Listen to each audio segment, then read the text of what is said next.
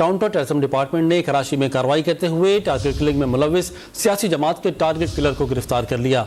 Target killer Mohammad bag उर्फ शिराज से एक दस्ती बम और पिस्तौल बरामद किया गया है।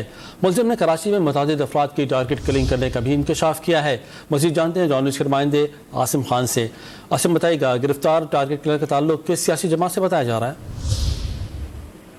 ये सीटीडी पुलिस ने एक अहम कार्रवाई की है जिसमें लिसानी मजहबी और पुलिस की टारगेट किलिंग में मुलव्विस एक सियासी जमात के रूपोश टारगेट किलर को गिरफ्तार करने का दावा किया गया है। पुलिस का बताना है कि मुलजिम से 30 बोर पिस्तौल और जो है एक दस्ती बम भी बरामद किया गया है। मुलजिम शहर में मादी में मुख्तलिफ वारदातों में मुलव्विस रहा है और जो है सियासी और लिसानी और दीगर मजहबी जमातों के कारकुनान की टारगेट किलिंग में मुलव्विस है, जबकि मुलजिम को इनाम के तौर पर सियासी जमात ने केडीए में जो है जॉब भी दी हुई थी और काफी अर्से पोस्ट है जिसे गिरफ्तार करके मजीद तफ्तीश की जा रही है। बहुत शुक्रिया आपका आसिम खान, तफसील से आगाह करने के लिए।